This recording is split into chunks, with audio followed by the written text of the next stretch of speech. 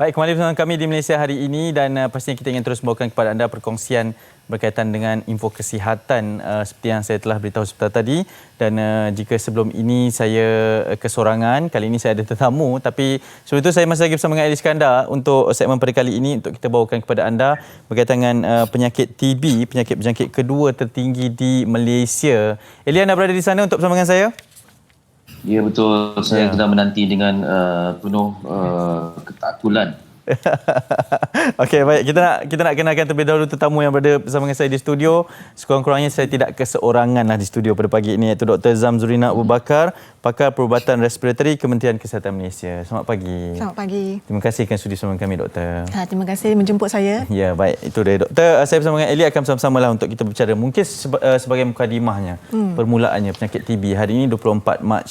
Hari sambutan, mungkin sambutan bagi sama-sama memberi proses kesedaran kepada semua berkaitan dengan penyakit, antara penyakit yang tertinggi juga kadar jangkitannya. Sebagai permulaannya, mungkin doktor boleh perkenalkan tentang bagaimana seriusnya penyakit ini di Malaysia terutamanya, doktor.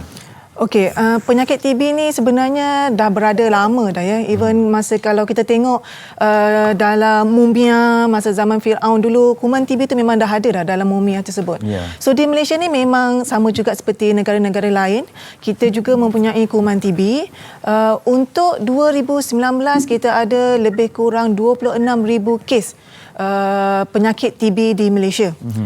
So sangat banyaklah bagi ni. Yang kalau kita tengok daripada segi insidensnya, setiap 100,000 penduduk kita ada 72 pesakit TB. Okey.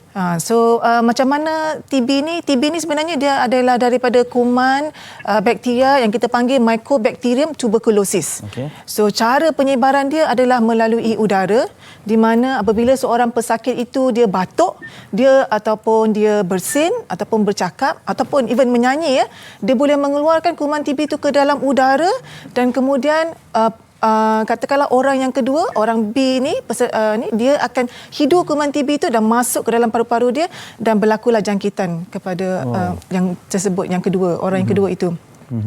Selalunya dianggarkan untuk satu orang pesakit TB, dia boleh menyebar kepada 10 orang lain kuman TB tersebut.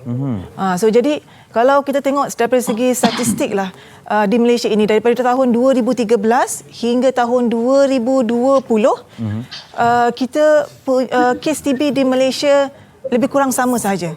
Setiap tahun antara 24,000 lebih hingga ke 26,000 lebih. Yeah. Pada tahun 2019 kita ada lebih kurang 26,000 kes. Tapi pada tahun 2020 kes tu kurang sedikit, 23,000 kes sahaja untuk setahun. Dan saya rasa kenapa dia kurang adalah kerana COVID. Ya, sebab saya rasa ramai orang takut untuk pergi ke klinik untuk mendapat diagnosa. So jadi kes itu bertambah kurang. Yang keduanya saya rasa disebabkan oleh pemakaian penutup muka. Sebab bila kita batuk, bila kita bercakap, dia ditutup. So dia tapis. So, jadi penyebaran itu tidak berlaku. Ya, akan serampang dua mata juga dengan pemakaian pelitup muka ni. Ya, saya sangat setuju dengan pemakaian pelitup muka ni sebenarnya. Ya, Eli Iskandar. Okey, ini satu penjelasan yang sangat penting, terutamanya dalam fasa pandemik COVID-19 ni. Doktor, kalau boleh dapat perjelaskan, bila kita bercakap tentang tuberculosis ini dan dalam konteks semasa COVID-19 ini, seolah-olah macam ia tidak berlaku kerana pemakaian pelitup muka. Tapi misal kata ada simptom, dan kalau saya fahamkan simptomnya batuk, kemudian demam, hak berdarah, sakit dada, dan cara jangkitannya lebih kurang macam COVID-19. Jadi seolah-olah macam apabila simptom tu ada pada kita lebih fikir tentang COVID-19 daripada TB. Boleh komen sikit, doktor? Ya, betul. Sebenarnya semasa era zaman COVID-19 ini, kita juga dapat mendiagnosa pesakit dua dalam satu. Kita dapat diagnosa TB dan juga kita juga dapat diagnosa untuk COVID-19. Kebetulan mereka datang untuk check up untuk COVID-19 kerana demam dan batuk. Dan selepas itu bila kita cek, tengok X-ray dan kahak, rupanya mereka juga positif untuk TB. So ada setengah pesakit di mana ini adalah masa yang kita tangkap dua-dua sekali, COVID dan juga TB. Wow. Maksudnya ada kemungkinan Maknanya diagnosisnya sama, Ya. doktor? Diagnosis dia berbeza.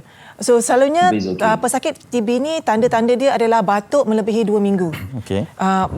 Demam terutamanya pada waktu malam, petang, malam hingga ke awal pagi, kadang-kadang menggigil, berpeluh pada waktu malam dan hilang berat badan. Untuk mereka yang ekstrim mungkin mereka boleh dapat batuk berdarah. So bila kita ada demam dan batuk ini, I think zaman COVID sekarang ni semua orang akan pergi cepat untuk mendiagnose COVID. Ya. Semuanya Ya. risau untuk COVID. So jadi bila kita tengok pesakit ini simptom dia lebih kepada TB, sebab COVID dia tak akan ada hilang berat badan. Jadi kita akan screen untuk TB, kita akan buat X-ray dan kita akan cek kahak dan selalunya kita akan dapat diagnosa daripada situlah. X-ray ada perubahan untuk TB dan juga kahak sama ada positif ataupun negatif untuk TB. Okey. Tadi boleh saya tanya lagi satu soalan? Boleh, silakan, Ya. silakan. Okey.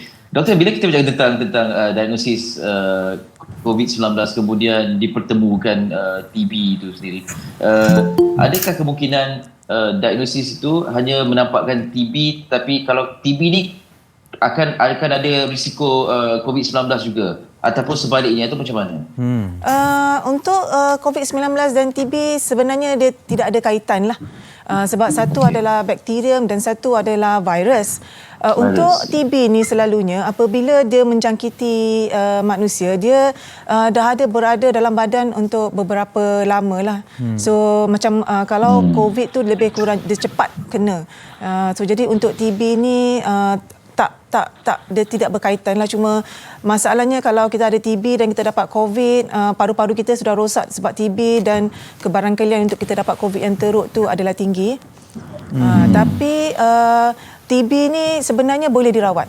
Ya. Rawatan untuk TB adalah ubat, 4 jenis ubat selama 2 bulan dan kemudian 2 jenis ubat selama 4 bulan. It is curable, dia boleh dirawat dan kita boleh pastikan dia tidak datang lagi lah. Cuma compliance ataupun keperluan untuk pesakit itu makan ubat tu secara betul seperti arahan adalah amat penting. Kerana jika mereka tidak makan secara betul seperti yang diarahkan, mereka boleh dapat kuman TB kebal ataupun kita panggil drug resistant TB. Okey, maksudnya tidak boleh disembuhkan. Untuk drug resistant TB maknanya ubat yang kita bahagi sebagai rawatan pertama ataupun first line treatment, yang ini dia dah menjadi kebal. Okey. Ubat yang first line treatment tu adalah ubat yang paling bagus sekali untuk TB.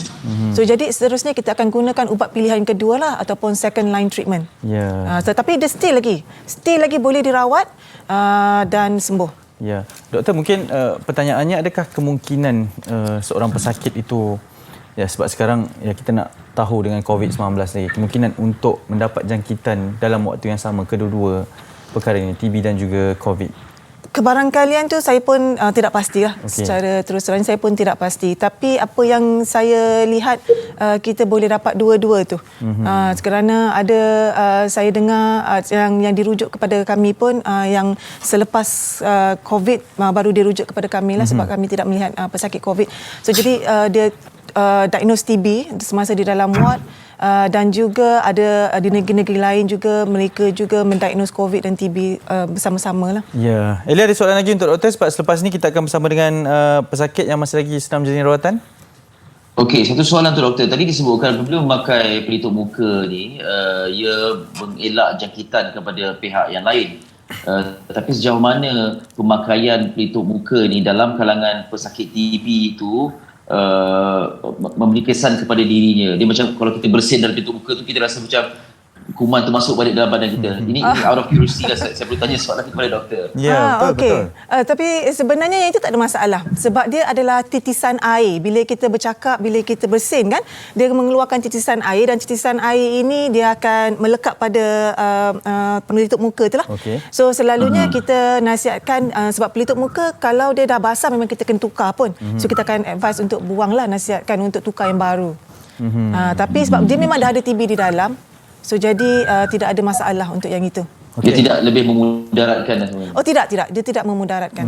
Sebab kerana kita dah dijangkiti begitu. Ya, sebab kita sudah jangkiti dan kita nak mengelakkan daripada dijangkiti oleh orang lain. Kepada orang lain. Menjangkiti orang lain. Okey doktor, kita tahu ini kadar kebolehjangkitan yang agak tinggi peratusnya, dengan mudah seorang boleh menjangkiti 10 orang. Okey, kalaulah sekiranya saya punya simptom, sebab doktor kata ianya boleh ada dalam masa 2 minggu dalam badan kita. Kalau saya salah betulkan ya.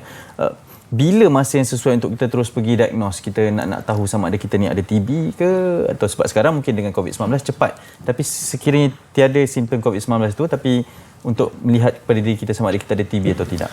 So kita akan nasihatkan kalau batuk 2 minggu, memang kita nasihatkan untuk pergi cek untuk TB, untuk periksa untuk tuberculosis lah, untuk TB tu. Maksudnya batuk tu selama 2 minggu.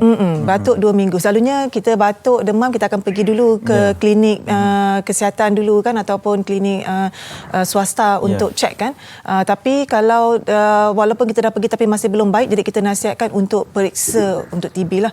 So untuk memeriksa TB tu senang sajalah, cuma X-ray dan juga kahak. Okey, baik. Eli? Doktor, okey, bila kita bincang tentang pergi membuat pemeriksaan ini, sebab sekarang ni orang fikir kalau batuk dan apa simptom tu orang akan kaitkan dengan COVID. Jadi adakah at the back of our mind ni, di belakang pemikiran kita ni, kita kena datang dengan adakah ini TB bila kita dapatkan rawatan ataupun buat pemeriksaan? Sebenarnya ni dalam tempoh sebelum 2 minggu, bisa kita dah rasa batuk macam yang pertama terlintas di fikiran kita ialah COVID dan bukan TB. Adakah TB itu sepatutnya kita fikirkan juga? Ya, kita sepatutnya fikirkan juga untuk TB lah.